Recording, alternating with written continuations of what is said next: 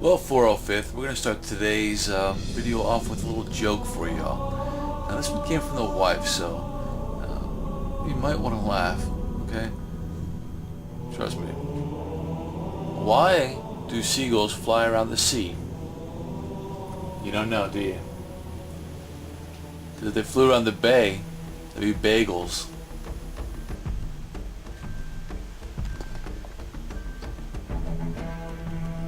That was my reaction too. Okay. Last night I ended a video with the beginning of another project or continuation. This one's got the paper glued onto it already to fill in those top hole areas that I was talking about. And I'm prepping a second one so when I get the resin I don't waste a brush and I get the resin both pieces at once. So, we cut our lines partially through with Dremel. Okay, and then what I'm about to do is I'm about to hot glue this line. Remember, it's the inside, and you can use clay, oil-based clay. When you're ready to mold it, you use oil-based clay to smooth everything out prior to molding. So these are going to be done as they're halfway cut through. Then you have your lines all the way cut through, starting from here all the way up and around. And this is going to allow you to bend it. Okay, so now I'm going to fill in the V-slots along the bottom and then put the paper on the top, and then it will end up like this. The V-slots filled in so it doesn't go back to being straight. Support, paper glued to the top. And I did use the 110 paper. I'm not worried about these little holes right there because we're going to put clay, not Bondo, because we're going to make molds. If you're going to actually use this piece, okay, then you can use Bondo, of course, to smooth everything out and to build that lip around the edge which needs to be there. We're going to use an oil-based clay to create those lips because we are going to mold these. And I'm only going to do one of these, and I'm only going to do one of these. So, what that entails, 405th members, is I have 1, 2, 3 of these left, and 1 of these left. So pretty much I have a complete shoulder with an extra one. If anybody wants these, as is, to tinker around with, to play with, do whatever, first person to shoot me a line gets them. They're very light. I can send them in a one of those boxes where you pay a certain amount for the whole box, no matter what the weight is. So you pay that small fee of a couple dollars and you can have these for free and play around with them. Alright, I know they're not much, but when you see what I do with them, I don't know. But they're going to be extra because I'm going to mold these and then start casting them. But if you want them, first person to PM me, they're yours. Alrighty, on with the body count. And now you can see how I did the bottoms. Okay. And filled in the V-slots. Like I said, those holes, not worried about all being clayed, or you would Bondo. But enough, just so you don't have to waste any and fill in all the gaps, put the 110 paper, glue it on, just use some standard white glue, glue it on. That way when you resin again, it will harden, create another shell, and it's less of a gap you have to fill in. So you save yourself some time, and possibly a little bit of money, I don't know. It works for me though. Alright, so that is the finished, or not finished, but that's this step is done.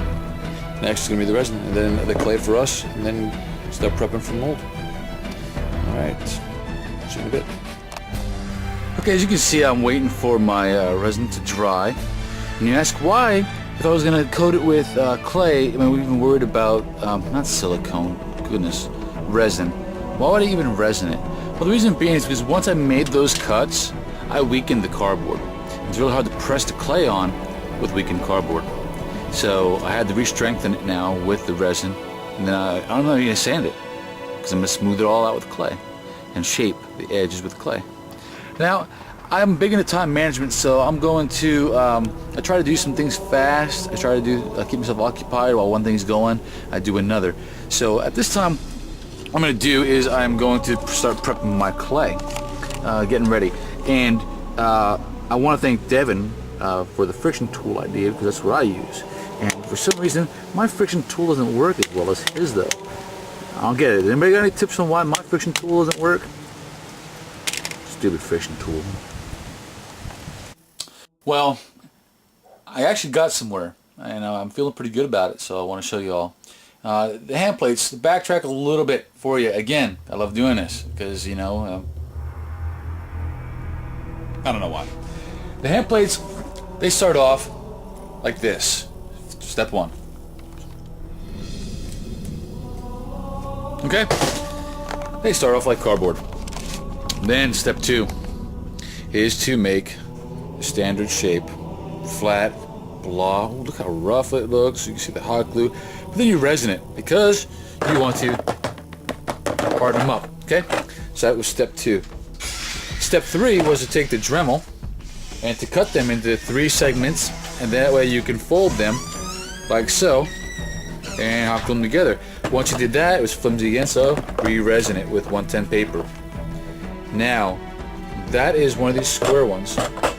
So I went from this to this. Okay? Your standard blah, flat, really rough looking. Alright? But by the time I shaped it, it's still a rough one, of course. By the time I shaped it, you can see the back I'm not too worried about, because it's the back. Still doing some work on, got to smooth it out. There's your basic shoulder, top portion to the Hayabusa. And I said a little alcohol on there and smooth it out. I get some more rough edges on the inside, but they should be ready to mold soon. Alright, see you in a bit. Alright, 405th, you can see my nice little mold I have here, that top piece. Okay, what I did is I set it, I half clayed it, so I like it thinner now than when it was that thick, so it's gonna be a swish mold is what I'm gonna make. Let's see, you can see it goes all the way down, and it's all sealed down along here, and it's all sealed going down into here. What I'm gonna do is I'm gonna clear coat it first, because it's an oil-based clay, and sometimes the Rebound 25 has an effect with the oil from the oil-based clay. Now I built this nice little cardboard casing for it. It's gonna be real big, it's gonna be real thick. Of course I won't fill it up all the way. I'll fill it up to about, close, about 3.5 inches high. So I'll make a big batch. It's gonna be a really thick swoosh mold.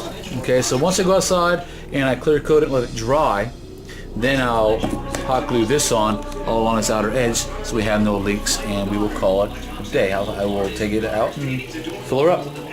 Alright, see you in a bit.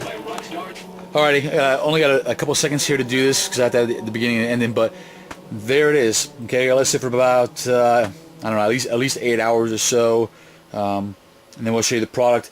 I didn't do this one, because 1, I ran out of clay, 2, I ran out of Rebound 25. Okay, so smooth on. If you're out there, I can always use some Rebound 25 for free. It'd be nice. I mean, talk about you a little bit. Anyway, I had just enough to do this mold, so we'll see how it turns out.